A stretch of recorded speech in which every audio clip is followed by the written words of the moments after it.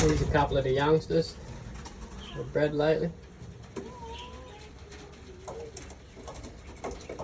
They're the last lot I've put over into the flying loft.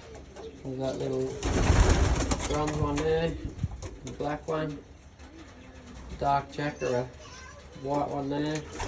It's got a bit of a drizzle, that white one. Got the blue bars, small blue bars. Nice young birds. Come on.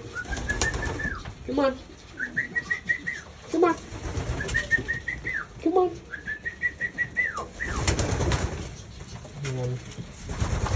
I'll let them have a feed. I just got to do their water and scrape the loft in a minute, and yeah, that's the young birds. I might not scrape it. Actually, I'll scrape the loft tomorrow.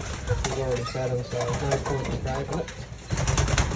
It's yeah, that's the youngsters. Hey, Bruns. Oh. Right, guys, I'm off. Raining. I'll see you later. It started raining. We've got the birds out flying somewhere. Can't see what they're second. They're coming around, Bruns. There they go. Can you see those? There they go. There's the birds. Yeah, right, guys. I've got to do a bit more work with the birds, and I'll see you in the next video.